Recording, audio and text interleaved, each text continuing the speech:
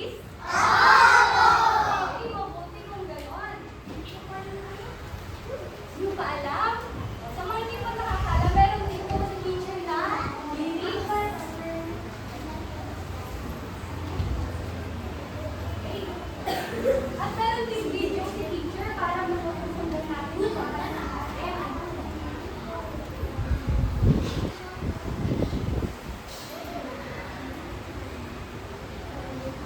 Handa na ba kayong kumanta?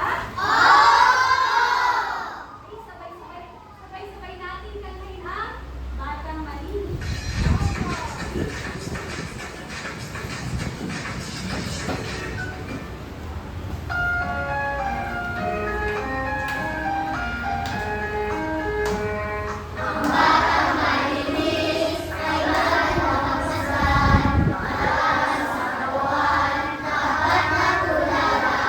Siya ay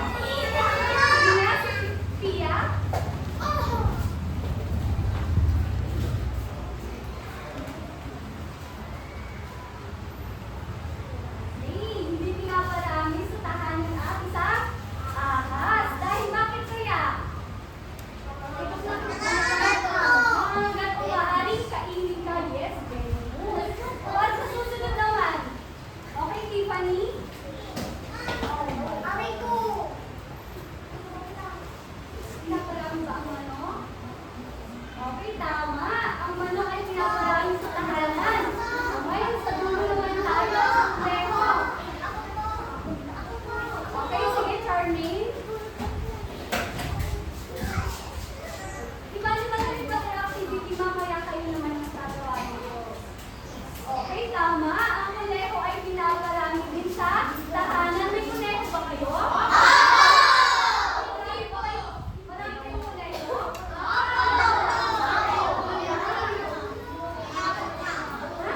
Wala ba kayo? Oh no!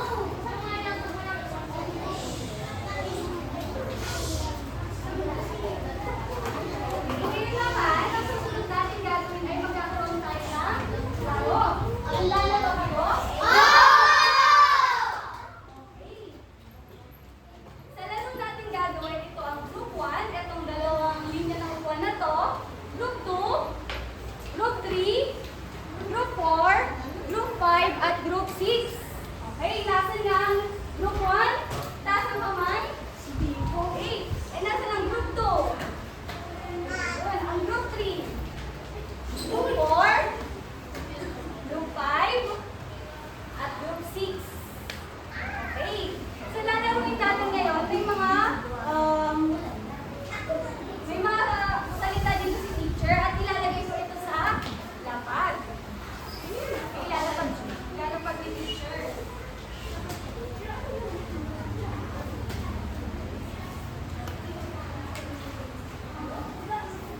Alam niyo ba ang hanap salita na game?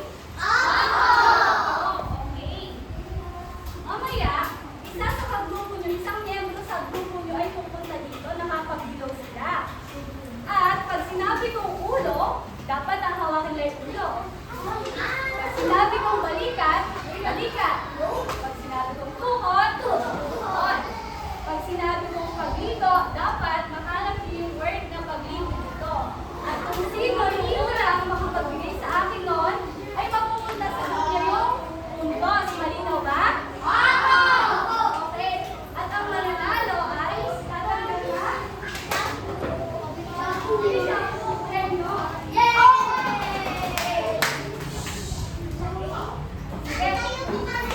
Yung isang miyembro lang bawat grupo, sino? Okay, nasan yung representative ng grupo?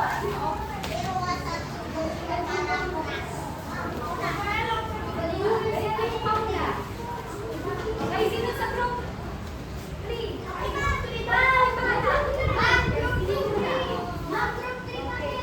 Sino sa group 4? Group 4. Okay, isa. Mamaya palit-palit yan. Okay, isa. Okay, group 5.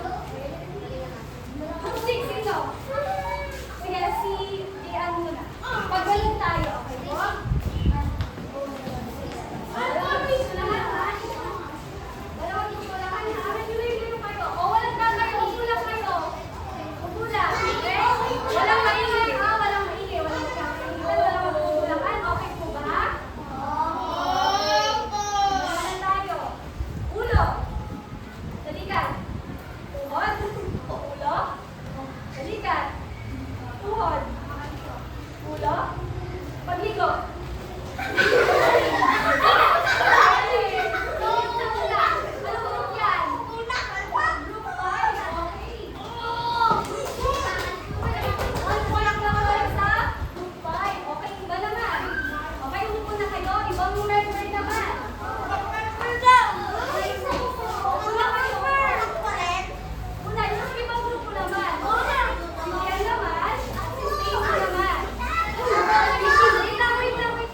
lang.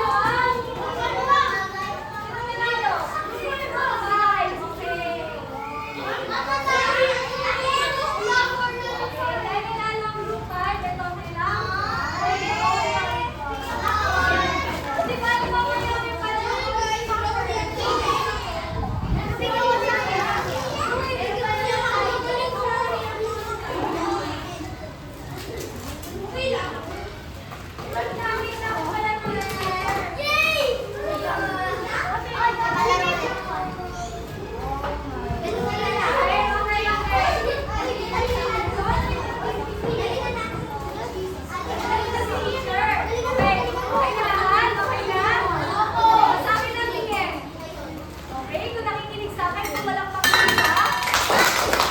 Wala. Ayaw nakikinig sa akin, pumalakpak ng dalawa.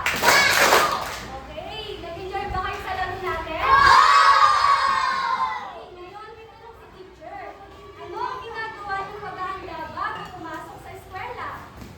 Sige nga, ito nga, Price. Ano ginagawa mo, Price? Ano ginagawa mo ng paghahanda? Kumakain po. Kumakain, ano pa? Ikaw, Henry. Naliligo.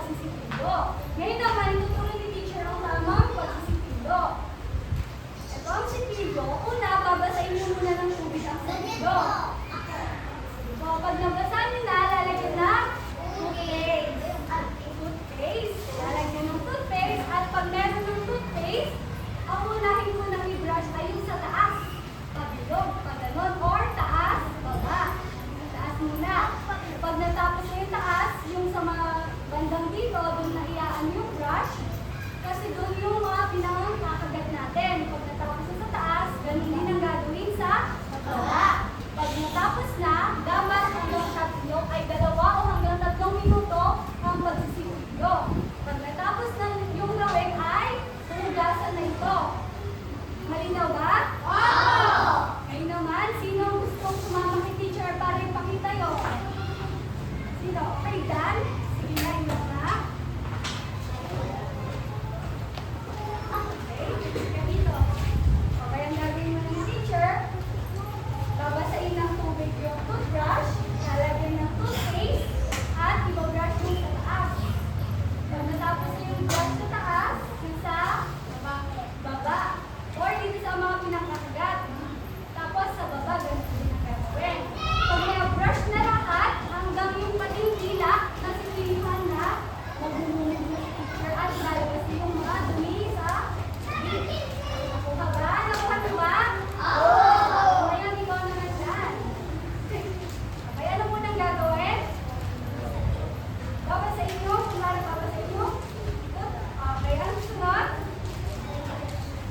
Lalagyan na, Colgate daw. Tapos,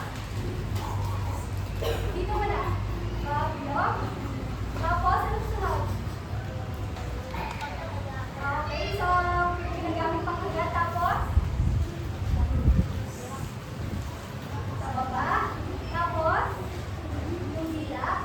Pagkatapos mo na toothbrush yung buong ngipin, magmumumog o hugasan na yung bibig. Pagkatapos nun ay tapos na. Pupunasan na yung bibig para hindi basta. Okay, thank you, Dan. Okay, yun yung ginagawa natin sa pagsusulitin. Okay, ngayon naman, anong pangalan natin tungkulin? Pagsusuklay! Okay, pagsusuklay. Anong ginagamit naman natin sa pagsusuklay? Okay, ito ang ginagamit natin. Dapat ba araw-araw tayo nagsusuklay? Okay, dapat po araw-araw. Ngayon naman ituturo ni teacher kung ano ang tamang pagsuklay. Ang una ay hawakan mo yung buhok mo at umisa mo din sa dulo. Kasi andito yung mga bukol-bukol. Okay, ito muna sa dulo. Ngayon, pag maayos ka dyan, hawakan lang maayos. Nakasumuha yung kamay sa pagsusuklay. Pag nasuklay mo na yung sa ilalim na bahagi, ay saka lahat na. Pag natapos na ito, pag natapos mo nang suklayin yung baba, itong taas naman na. Okay po ba? O sino naman gustong lumalang kay teacher? Ito nga, Carly. Okay. Okay. Ano po na? Okay. Tapos ano sunod? Okay. Yun ang tamang pagsuklay mo. Unat muna sa baba at susunod sa taas na bahagi. Okay. Thank you, Caroline. Okay. Ang susunod naman natin gagawin ay pagpapalit ng damit. Pero hindi na ipapakita ni teacher dito, syempre. Ang pagpapalit ng damit ay dapat araw-araw. Anong damit ang sinusuot natin pagpapasok sa eskwela? Ano namang ginagamit pag matutulog na? Tama. Eh, pag aalis naman? Pag-alis na? Okay. Susunod naman.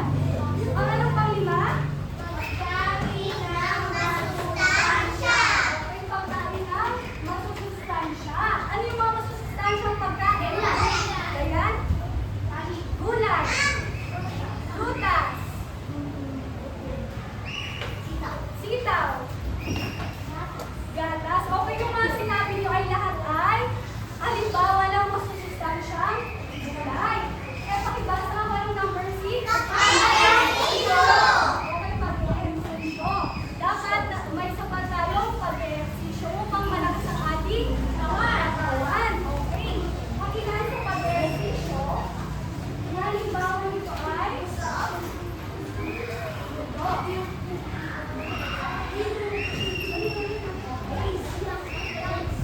pwedeng tumakbo sa nilalagyan o ganito.